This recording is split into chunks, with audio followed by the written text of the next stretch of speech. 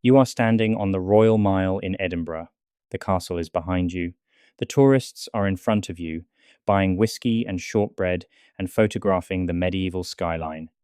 You are standing on a street that has been here for 1,000 years, and beneath your feet, directly beneath the cobblestones you are standing on, there is another street, and beneath that street there is another one. And in those streets, in the vaults and the closes and the buried layers of a city that kept building on top of itself, rather than dealing with what was below, there are things that Edinburgh has never quite decided how to talk about. The bodies of plague victims who were sealed into their homes while still alive. The cells where prisoners were held until they drowned when the tide came in. The tunnels that nobody has fully mapped. The medical school that ran on corpses that its students did not ask too many questions about. In this video, we are counting down 13 scary facts about Edinburgh that most tourists never find out. Not ghost stories, not legends. Documented facts about the city beneath the city, the history behind the landmarks, and the things that Edinburgh has been quietly doing to people for 1,000 years while the guidebooks talk about the castle and the festival and the best place to get haggis.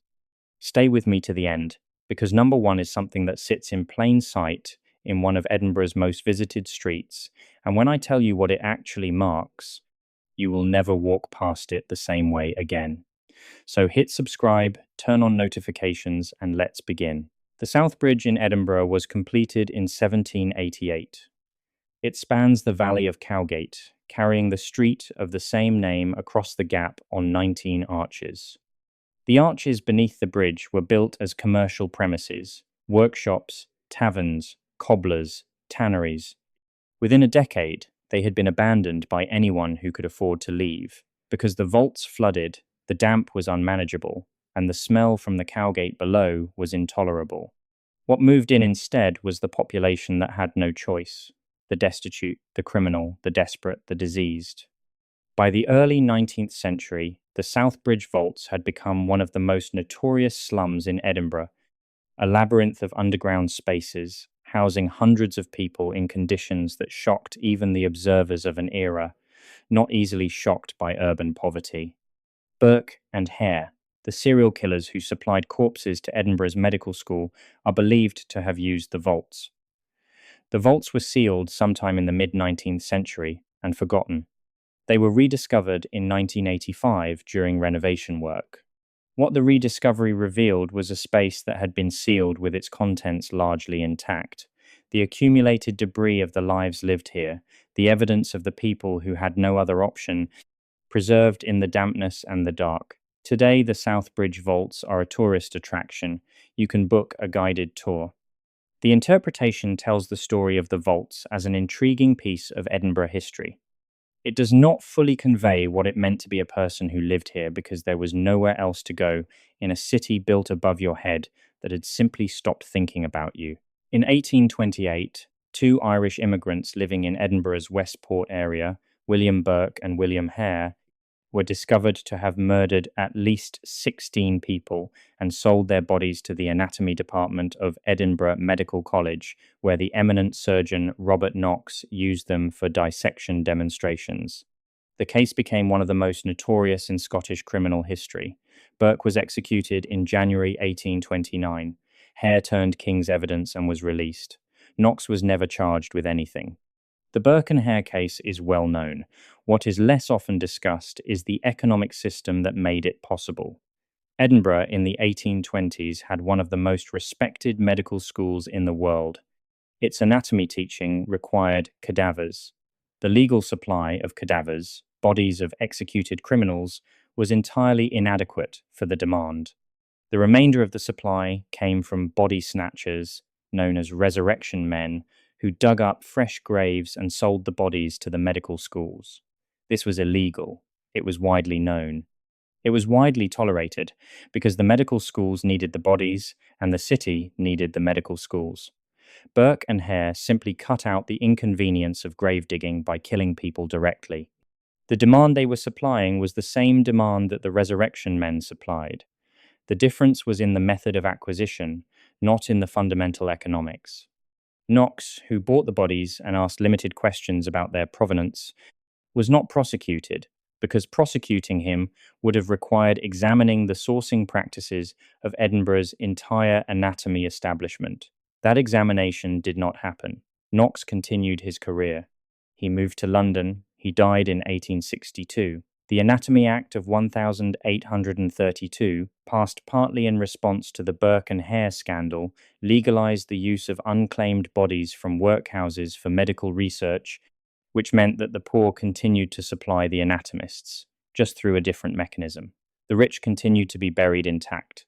Nothing fundamental changed.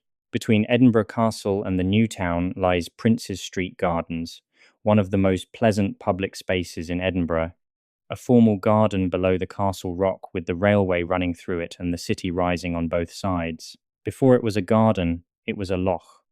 The Nor Loch occupied this valley from the medieval period until it was drained in the 18th century to make way for the new town development. The loch served multiple purposes in medieval and early modern Edinburgh. It provided a defensive barrier to the north of the castle. It provided water for the city. It received the city's waste, all of it. The waste from the tens of thousands of people living in the high-rise tenements of the old town was thrown from windows into the streets below to the cry of Gardez-Lou. The Edinburgh corruption of the French prenez Garde de l'eau, take care of the water, and found its way eventually to the Nor Loch.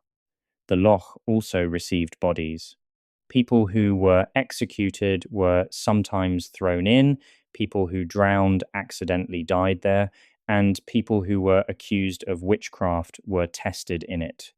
The swimming test for witchcraft, in which an accused person was thrown into the loch and judged innocent if they drowned and guilty if they floated, was applied at the Nor Loch.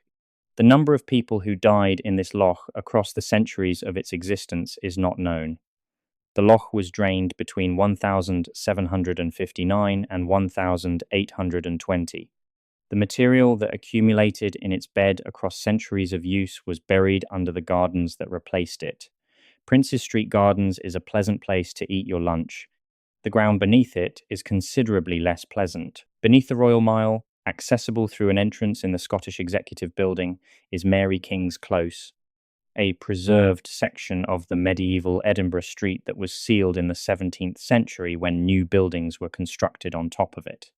The close is now a tourist attraction, and the official interpretation tells the story of the medieval and early modern residents whose lives unfolded in these narrow streets. What the official interpretation is careful around is the most disturbing version of what happened here during the plague outbreaks that swept Edinburgh in the 17th century. The most persistent and the most historically contested claim about Mary King's Close is that during the plague of 1645, residents who were infected were sealed inside their homes, locked in with the plague, and left to die or recover in isolation. The official Scottish heritage position is that this cannot be definitively confirmed from the surviving records. What can be confirmed is that Edinburgh's response to the plague involved the isolation of infected households. What happened inside those isolated households, whether the people inside were provided for or simply sealed in, is not fully documented. The close was built over rather than cleared out. The material evidence of the lives inside it, the furnishings, the domestic objects, the evidence of daily life is still there, preserved beneath the layers of construction that covered the street. Whether the people who left those objects were evacuated or died where they lived is the question that Mary King's Close cannot quite answer. The Grassmarket is one of Edinburgh's most popular areas for bars, restaurants, and nightlife. It sits below the castle rock in a flat-bottomed valley, and on a Friday night it is full of people enjoying themselves. At the eastern end of the Grassmarket, set into the cobblestones, there is a small cross of stones marking the site of the public gallows that operated here from the 16th century until 1784. Over 250 people were executed at this site. The executions were public events attended by thousands. The last execution at the Grassmarket gallows was in 1784. Among those executed here were the Covenanters, the Scottish Presbyterians who were persecuted for their religious beliefs in the 17th century, whose memorial stands at the end of the market. Also executed here was William Burke in 1829, though that execution took place in Lawnmarket rather than the Grassmarket. The cross in the cobblestones is small. If you are not looking for it, you will not find it. Most people who stand on it while waiting to get into a bar on a Friday night have no idea it is there. The Grassmarket has been the site of some of Edinburgh's most attended public entertainment across different centuries. The nature of that entertainment has changed, the geography has not. The same flat-bottomed valley that fills with Friday night crowds, filled with execution crowds for 250 years. The cross is in the cobblestones, the bars are open, the gallows are gone. In 2002, construction workers, renovating a building in Edinburgh's Old Town, broke through a floor and found a skeleton. This was not unusual. Edinburgh's Old Town has a significant problem with unexpected human remains turning up during building work. The city has been continuously occupied for at least 1,000 years. It buried its dead in its churchyards, its closes, its vaults, and in some cases, simply within the buildings themselves. The density of the settlement and the relative scarcity of formal burial space across the medieval and early modern period means that the ground beneath Edinburgh's Old Town contains an unknown quantity of human remains, distributed in ways that are not consistently recorded in any archive. The 2002 skeleton was not exceptional. Remains have been found during work on the Royal Mile, in the Canongate, beneath properties in the Lawnmarket. Each discovery requires archaeological assessment, which delays and complicates the building work it interrupts. The Edinburgh City Council's Archaeological Service has developed procedures for managing these discoveries, but the procedures acknowledge what the procedures cannot change. Edinburgh is built on its dead, and the dead are present in larger quantities and distributed more widely than any formal map or record has captured. The tourists walking the Royal Mile are walking on a surface that is thinner between themselves and the medieval dead than most of them would be comfortable knowing. Edinburgh has a medieval defensive wall. Most visitors are unaware of it because it is not prominently signed, and large sections of it are incorporated into later buildings in ways that obscure its original identity. The Flodden Wall was built after the Battle of Flodden in 1513, in which the Scottish army was catastrophically defeated by the English with the death of King James IV and approximately 10,000 Scottish soldiers. Edinburgh, fearing English invasion, built a defensive wall around the city with considerable urgency. The wall took decades to complete and was never fully finished before the threat had passed. What makes the Flodden Wall relevant to this video is not the wall itself, but the specific quality of the fear that built it, and what that fear did to the city. The weeks following Flodden were a period of acute crisis in Edinburgh. The city had lost a substantial portion of its male population at the battle. It was expecting an English army. It was also experiencing a plague outbreak simultaneously. The combination of military catastrophe, epidemic disease, and the anticipation of invasion produced a city under a kind of pressure that is difficult to imagine from the outside. The wall was built in this context. The sections of it that survive, incorporated into later buildings in the Grassmarket area and the Canongate, are not heritage. They are the physical evidence of a city that believed it might be about to cease to exist, building a barrier against that possibility with whatever it had available in the weeks after the worst military defeat in Scottish history. Beneath the Royal Mile, there are what are marketed as the Edinburgh Dungeons, an attraction that presents a dramatised version of Edinburgh's dark history to visitors seeking entertainment. The Edinburgh Dungeons are fiction dressed as history, but the cells and spaces on which similar attractions are partly modelled were real. Edinburgh's Old Tolbooth, which stood on the Royal Mile from the 15th century until its demolition in 1817, was a building of multiple functions. It was the seat of the Scottish Parliament. It was the city's principal court. And it was a prison, and the prison it contained was the kind of prison that 18th century reformers described in language that makes contemporary descriptions of overcrowding in modern prisons sound like complaints about a hotel. The Tolbooth held prisoners in conditions of extreme severity. It held debtors alongside violent criminals. It held people awaiting trial alongside people awaiting execution. The cells were dark, damp, and severely overcrowded. The turnkeys who managed the prison had enormous discretionary power over the people in their care. Walter Scott's novel, The Heart of Midlothian, named after the Tolbooth's informal name, gives the most detailed fictional account of what it was like inside. The Tolbooth was demolished in 1817. Its Heart of Midlothian, the brass heart shape set into the Royal Mile cobblestones, marking the site of its main entrance, is still there. Tourists spit on it for luck. They are spitting on the entrance to a prison where people waited in the dark for execution. The luck is somewhat contextual. Greyfriars Kirkyard in Edinburgh is one of the most visited cemeteries in the world. Most tourists come for Greyfriars Bobby, the famous loyal dog whose statue stands at the cemetery gate, or for the elaborate 17th century tombstones, or for the Harry Potter connections, or for the ghost tours that run through the kirkyard after dark. In the southern corner of the kirkyard, behind an iron door set into the wall, is a space that the ghost tour operators have made famous and that the historical record supports in ways that do not require supernatural explanation. The Covenanters' prison, as it is called, is the area where approximately 1,200 Scottish Covenanters were imprisoned in the open air following the Battle of Aird's Moss in 1679. They were held in this enclosure without adequate shelter, food, or water for 5 months. Approximately 400 died. The survivors were transported to the American colonies as indentured laborers, and most of the ships transporting them sank in storms. The man responsible for the imprisonment was Sir George Mackenzie, Lord Advocate of Scotland, known to his contemporaries as Bloody Mackenzie, whose tomb is also in Greyfriars Kirkyard, approximately 20 metres from the prison where the people his policies killed are buried.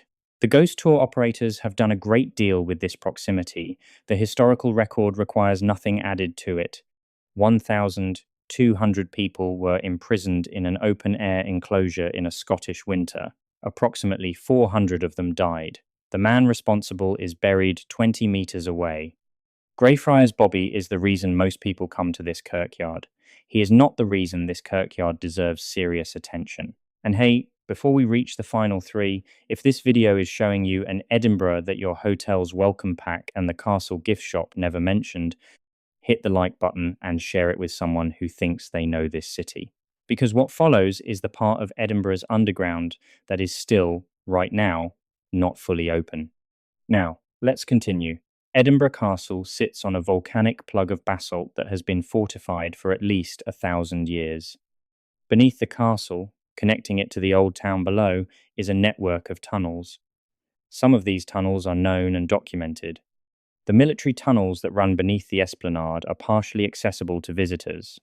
The vaults beneath the castle are used for storage and are occasionally accessible on specific tours.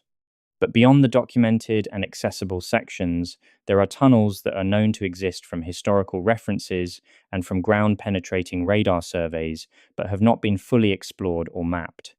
A piper, who reportedly entered the tunnels in the 18th century to play as he walked and was heard above ground until he reached a specific point and was never heard again, is one of Edinburgh's most persistent legends. No body was found. The tunnel section he was supposed to have entered was sealed. Whether the story is true or the tunnel is genuinely blocked, or the story simply represents the general principle that Edinburgh's underground does not give up all its information, is a question that the ground-penetrating radar surveys have not definitively answered. The Ministry of Defence, which controls significant sections of the castle, has not released comprehensive records of what the tunnel surveys found. The castle is one of the most visited paid attractions in Scotland. The full extent of what is beneath it is not available to the public. Edinburgh's new town is celebrated as one of the finest examples of Georgian urban planning in Europe. The planned streets, the neoclassical architecture, the rational grid of Charlotte Square, George Street, and Princes Street represent the Enlightenment city. the city of reason and order that Edinburgh's intellectual elite designed in the second half of the 18th century. The new town is beautiful. It is also built on the expulsion of the people who were there before it. The valley to the north of the old town, the valley that would become the new town, was not empty land when the development was planned. It contained the community of Bareford's Parks, a settlement of market gardens and small holdings that supplied the old town with vegetables, and the community whose livelihoods and homes depended on those gardens. The development of the new town required these people to leave. They were not Edinburgh's wealthy residents who would move into the new street. They were the people who fed the city, whose market gardens were in the valley because the valley was where the soil and the light and the water made horticulture possible. The formal record of what compensation, if any, the Bareford's Parks community received for the loss of their livelihoods when the new town development began is not comprehensive. The elegant streets of the new town are not generally presented in terms of the community they replaced. The heritage interpretation of the new town focuses on the architects, the patrons, the plan, and the architecture. The people whose gardens became George Street do not feature prominently in that interpretation. In the previous section, Greyfriars appeared for the Covenanters prison, but Greyfriars belongs in this video a second time, for a different reason, and for a different feature of the kirkyard that most tourists notice without understanding. Greyfriars Kirkyard contains a significant number of iron mortsafes, heavy iron frames placed over graves to prevent body snatching. The mortsafes are visible throughout the kirkyard and are mentioned in most of the interpretation as an interesting historical curiosity. What the interpretation rarely emphasizes is what the mortsafes were protecting against and who could afford them. The mortsafes in Greyfriars were placed by families wealthy enough to pay for the protection. They were protecting the bodies of their relatives from the resurrection men, the body snatchers who supplied Edinburgh's medical schools with cadavers. The graves without mortsafes were the graves of people whose families could not afford the protection. Those graves were regularly robbed. The bodies they contained ended up on the dissection tables of Edinburgh's medical schools. The mortsafes are presented as heritage. What they are is evidence of the economic stratification of death in Edinburgh. The rich were protected, the poor were dug up and sold. The medical knowledge that Edinburgh's internationally respected school produced in the 18th and early 19th centuries was produced partly from the bodies of Edinburgh's poor, dug from their graves without the knowledge of their families. The mortsafes are the visible evidence of this system. They mark the graves of those who were protected. The absence of mortsafes marks the graves of those who were not. You have almost certainly seen it. If you have walked the Royal Mile, you have almost certainly walked over it. If you have been told the tradition, you may have spat on it. The Heart of Midlothian, the small brass heart set into the cobblestones of the Royal Mile just outside St Giles Cathedral, is one of Edinburgh's most visited and most photographed street features. The tradition is to spit on it for luck. Thousands of people do it every day. Tour guides mention it. It is on Edinburgh walking tour maps. It is an established piece of Edinburgh tourist culture. What it marks is the site of the entrance to the Old Tolbooth, Edinburgh's principal place of imprisonment, execution, and punishment for over 4 centuries. The heart marks where the door was. Through that door passed people who were about to be imprisoned in conditions that reformers described in language of shock and horror. Through that door, prisoners walked to their public execution. The gallows were not always at the Grassmarket. In certain periods, people were executed at the Tolbooth itself, and their heads were displayed above the gate where the heart now sits. The head of Montrose, the Marquess of Montrose, executed in 1650, was displayed on a spike above this entrance. The heart is in the cobblestones because Walter Scott asked that a heart be laid here when the Tolbooth was demolished in 1817 to mark the site of a building that had been, for 4 centuries, one of the primary mechanisms of Edinburgh's legal violence. The tradition of spitting on it apparently derives from the practice of Edinburgh residents spitting on the Tolbooth as they passed it, expressing their contempt for the institution. You are, if you spit on the Heart of Midlothian for luck, continuing a tradition that began as an expression of contempt for a prison. The luck is secondary. The history is primary. And almost no one standing in the Royal Mile on a Tuesday afternoon, watching the tourists spit on the Heart for luck, knows what they are standing on.